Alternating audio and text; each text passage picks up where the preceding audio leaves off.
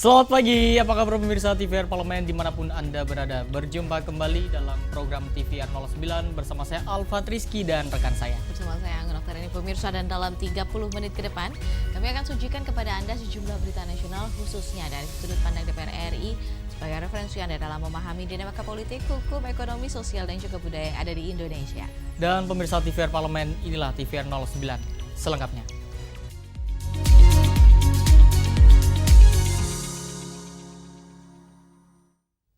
Pemirsa, Komisi 7 DPR RI mendorong penambahan anggaran Kementerian UMKM agar program peningkatan kapasitas dan pemberdayaan usaha dapat menjangkau lebih banyak pelaku UMKM sesuai target pengembangan 10 juta UMKM secara nasional.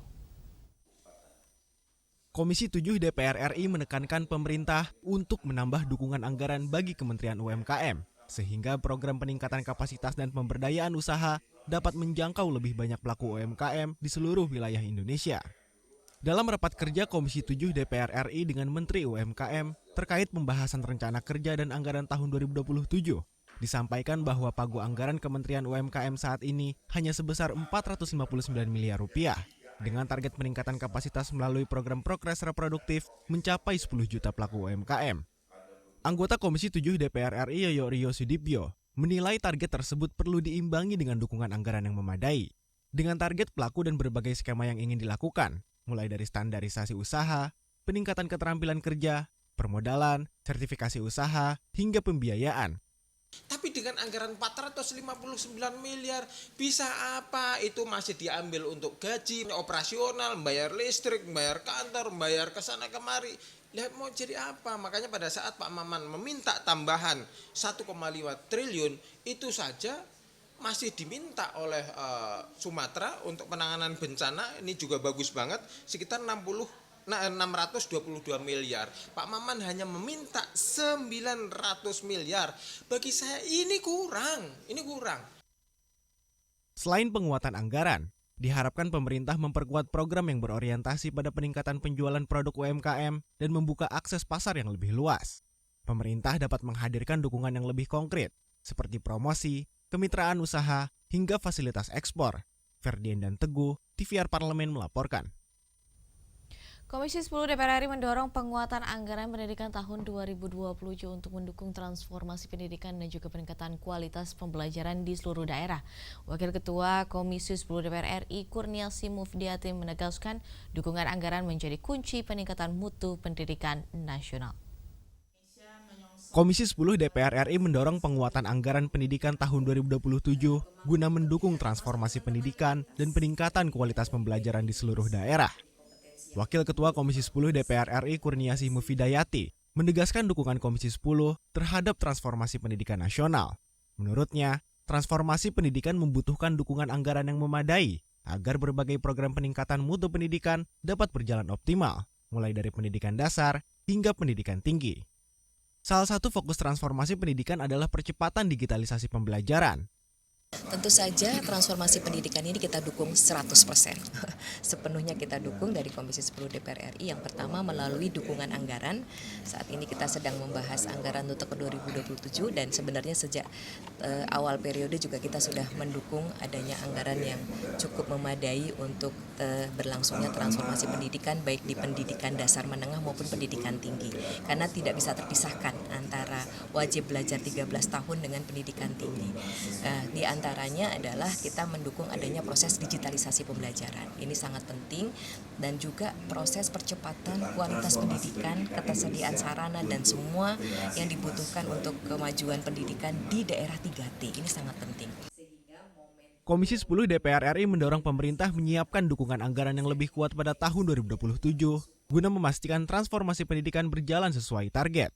Dengan dukungan tersebut, program digitalisasi pembelajaran, peningkatan kualitas pendidikan, dan pemerataan akses belajar di seluruh daerah, khususnya wilayah 3T, diharapkan dapat terlaksana secara optimal. Ferdian dan Teguh, TVR Parlemen melaporkan. Guna memaksimalkan penerimaan negara bukan pajak atau BNPB, Komisi 13 DPR RI mendorong optimalisasi pengelolaan aset negara melalui Badan Layanan Umum, termasuk Kompleks Gelora Bung Karno dan Kemayoran. Informasi selengkapnya kami hadirkan saat lagi. Tetap bersama kami di TVR 09.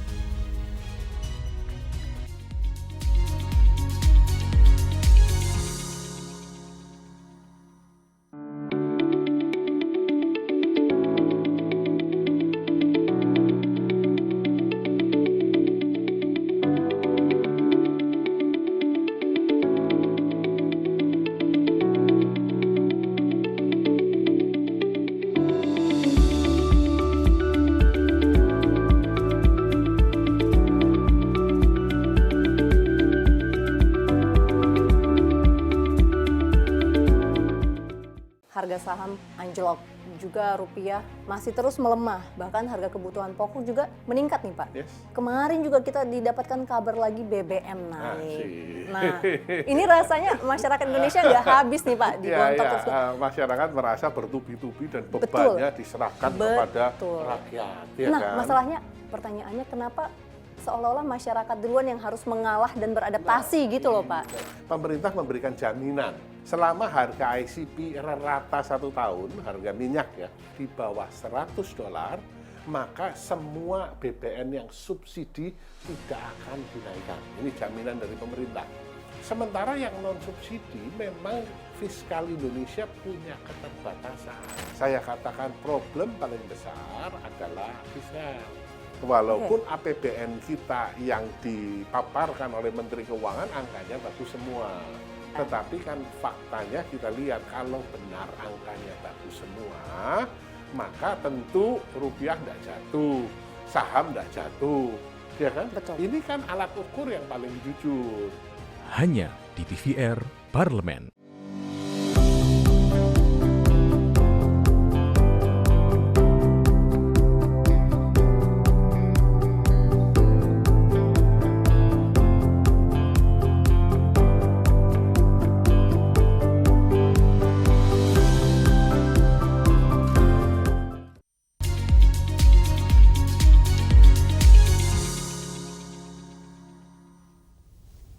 Kembali bersama kami di TVR 09. Wakil Ketua Komisi 13 DPR RI Dewi Asmara menekankan pengelolaan aset negara harus lebih profesional dan berorientasi pada peningkatan pendapatan negara.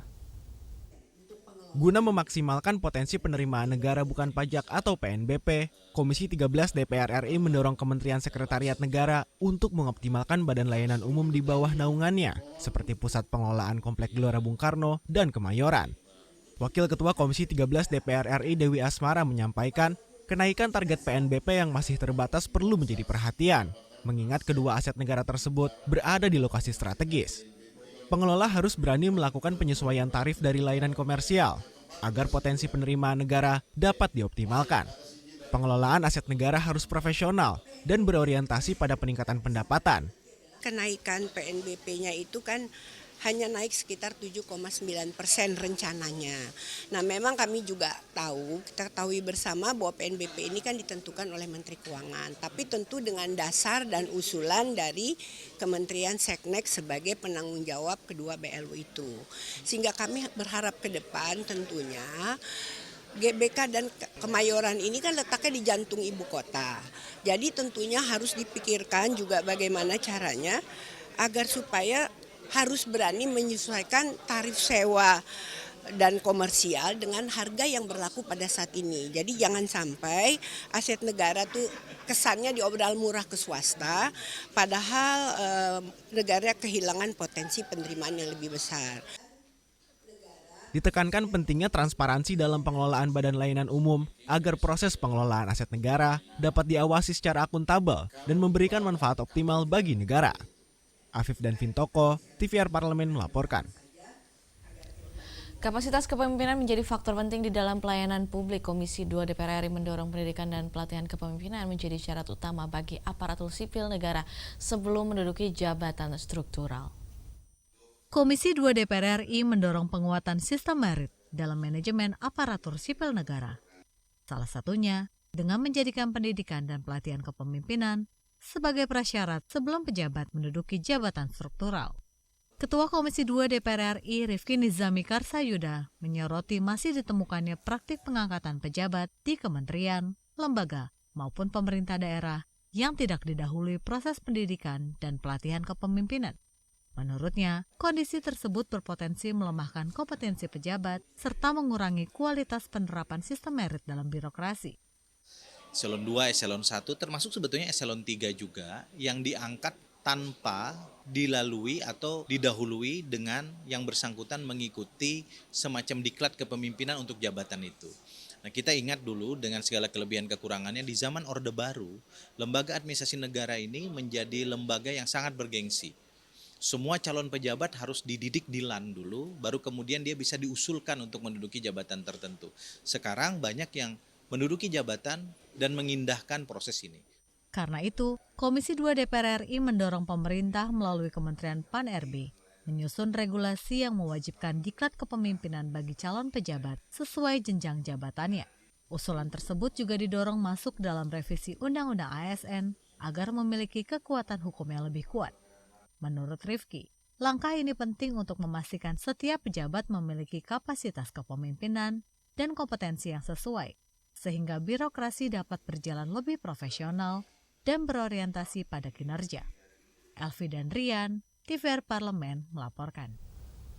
Keterbatasan lahan dan masalah tata kelola pemakaman umum menjadi sorotan panitia khusus DPR RI dalam pembahasan RUU HPI.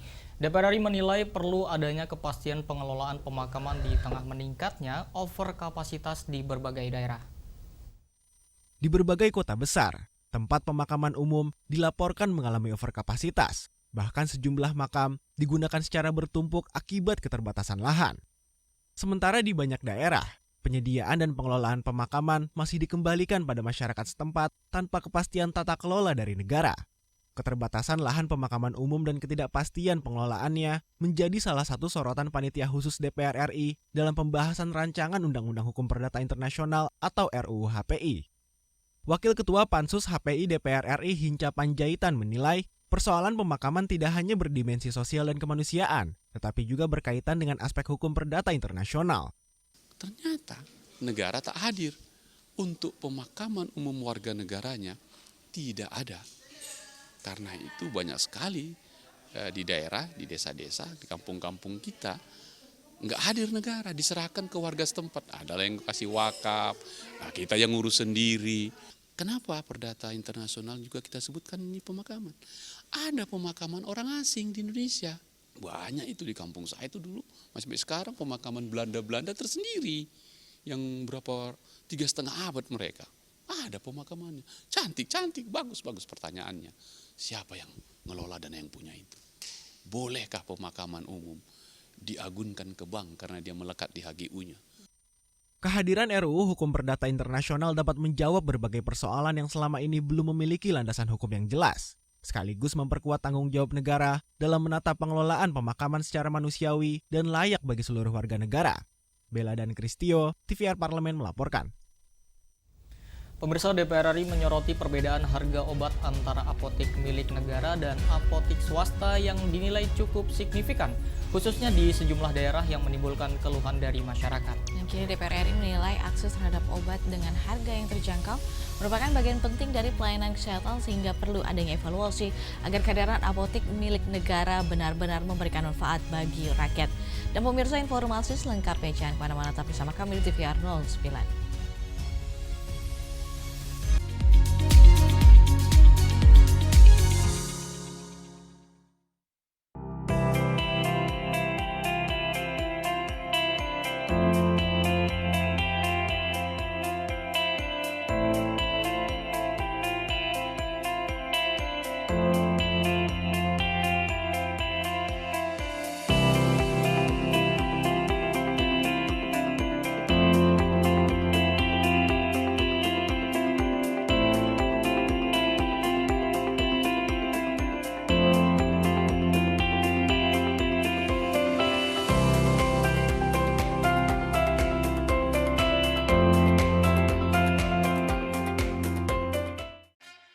Yuk kita kenalan dengan anggota DPR RI periode tahun ini. Dari depan kursi. Di balik kursi. Gini, di balik kursi. Aku ingin menjadi sesuatu yang mungkin bisa kau rindu. Rukun sakabena. Itulah pokok nama. Semakin penasaran kan bagaimana kiprah karir politiknya? Hanya di TVR Parlemen.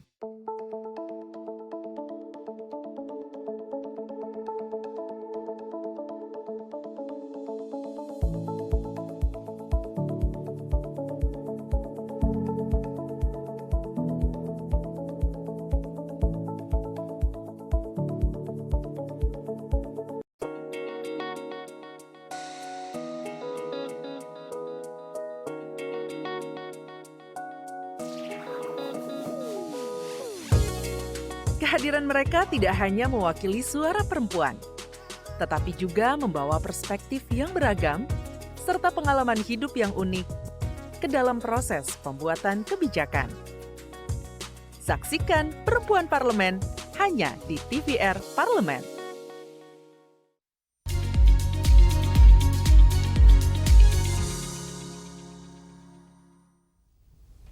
Kembali bersama kami di TVR 09. Pemirsa, DPR RI meminta Kimia Farma untuk melakukan evaluasi menyeluruh terkait kebijakan harga obat, efisiensi distribusi, serta pemantauan kondisi di lapangan.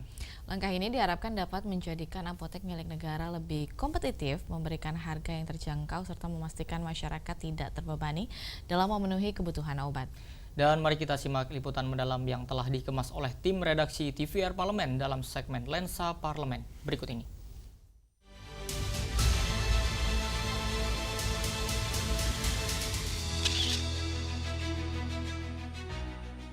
Saat sakit datang, masyarakat berharap obat menjadi penolong, bukan beban baru.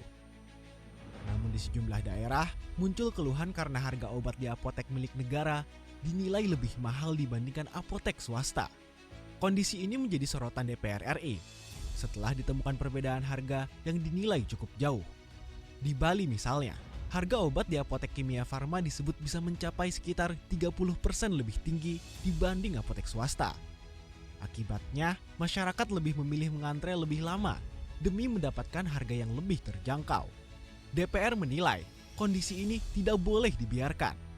Sebagai perusahaan farmasi milik negara, Kimia Farma dinilai harus hadir memberikan akses obat yang terjangkau, bukan justru kurang kompetitif di tengah persaingan pasar. Tapi kalau kita bawa resep ke Kimia Farma, yang datang cuma 1-2. Itu artinya apa?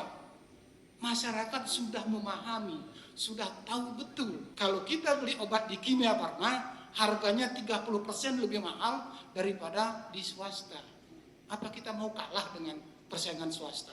Mestinya enggak dong. Ya, kita sudah negara memberikan dukungan luar biasa, subsidi segala macam. Jadi bantu masyarakatnya. Komisi 6 DPR RI meminta Kimia Farma melakukan evaluasi menyeluruh, mulai dari kebijakan penetapan harga, efisiensi distribusi, hingga pemantauan kondisi di lapangan. Karena pada akhirnya, kehadiran apotek milik negara harus memberikan manfaat nyata, memperluas akses kesehatan, dan memastikan masyarakat tidak terbebani saat memenuhi kebutuhan obat.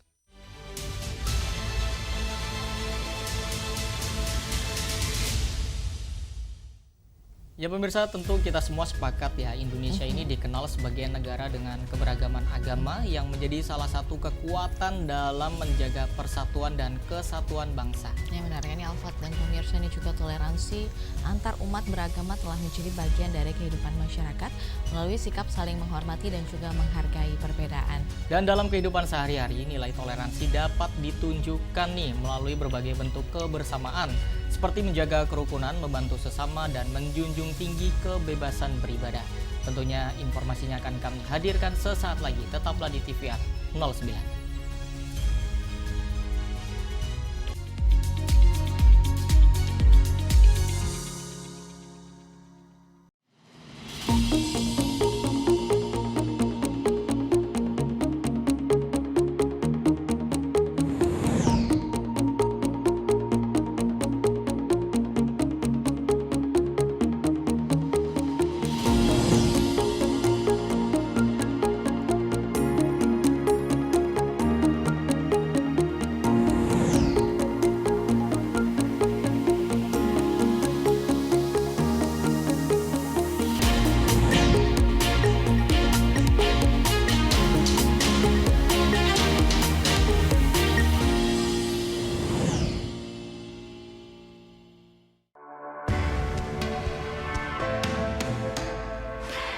Dari ruang sidang Senayan, Jakarta, menyajikan liputan langsung kinerja DPR RI.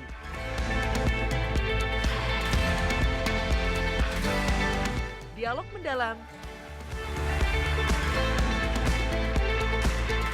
investigasi, dan profil wakil rakyat. TVR Parlemen kini hadir 24 jam.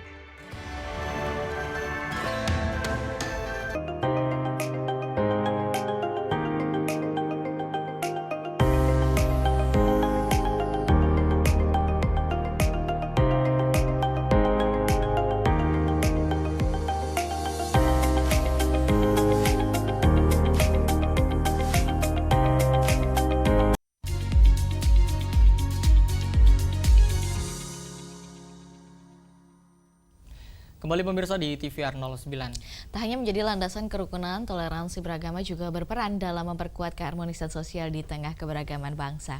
Semangat saling menghargai dan menerima perbedaan menjadikan toleransi sebagai kekuatan penting dalam menjaga keutuhan dan persaudaraan di Indonesia. Nah, ini selanjutnya kita akan menyaksikan toleransi agama, kekuatan dalam keberagaman Indonesia dalam segmen Intips, informasi dan tips berikut ini.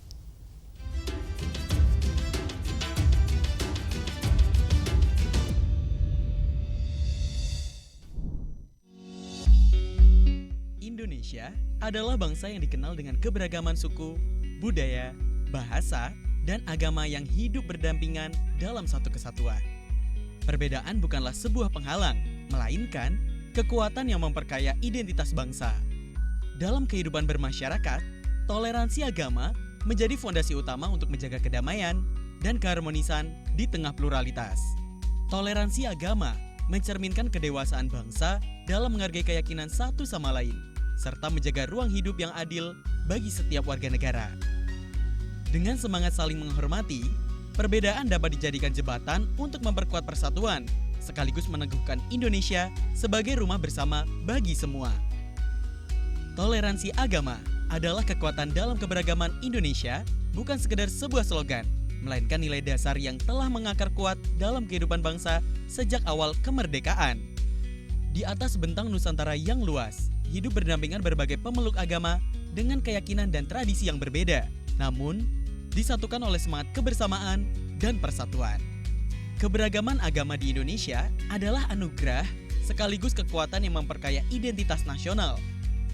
Perbedaan bukan untuk dipertentangkan, melainkan untuk saling dipahami dan dihormati, sehingga terbentuk kehidupan sosial yang harmonis dan damai. Dalam kehidupan sehari-hari, toleransi tercermin melalui sikap saling menghargai, memberi ruang kepada setiap umat beragama untuk menjalankan ibadah sesuai keyakinannya, serta menjauhi segala bentuk diskriminasi dan intoleransi.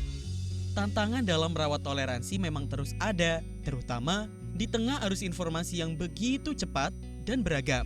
Oleh karena itu, dibutuhkan peran aktif seluruh elemen bangsa, mulai dari keluarga, lembaga pendidikan, hingga pemerintah, untuk menanamkan nilai-nilai kebersamaan sejak dini.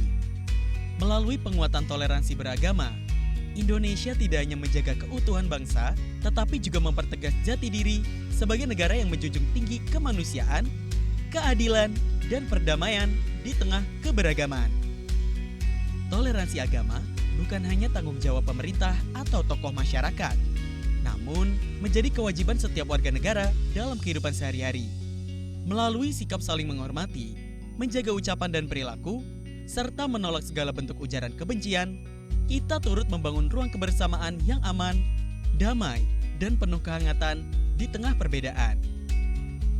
Dengan terus merawat toleransi, Indonesia akan tetap berdiri kokoh sebagai rumah bersama bagi seluruh anak bangsa. Kekuatan dalam keberagaman inilah yang menjadi modal utama untuk melangkah menuju masa depan yang lebih baik, lebih adil, dan lebih bersatu.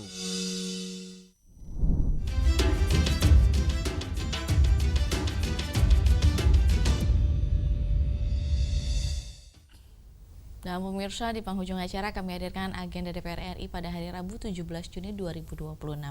Pada pukul 10 waktu Indonesia Barat, Badan Anggaran DPR RI akan menggelar rapat panja dengan pemerintah, membahas asumsi dasar kebijakan fiskal dalam RAPBN tahun 2027. Dan pada pukul 10 siang nanti Indonesia Barat, ini Komisi 5 DPR RI juga akan menggelar rapat kerja dengan Menteri Perhubungan dan juga Menteri Perumahan dan juga Kawasan Pemukiman membahas tentang rancangan kerja pemerintah tahun anggaran 2027. Dan tentunya masih banyak lagi sejumlah agenda serta kegiatan DPR RI lainnya dapat Anda akses di website kami di tvrparlemen.dpr.go.id atau melalui kanal YouTube kami di TVR Parlemen. Pemirsa TVR Parlemen, demikianlah TVR 09 edisi pagi ini. Segenap kru TV Parlemen yang bertugas mengucapkan terima kasih telah menyaksikan TVR 09 pagi ini. Saya Anggun Oktarini dan juga rekan saya Alfat Rizky. Pemirsa, sampai berjumpa kembali di TVR 09 selanjutnya. TVR Parlemen, Referensi Indonesia.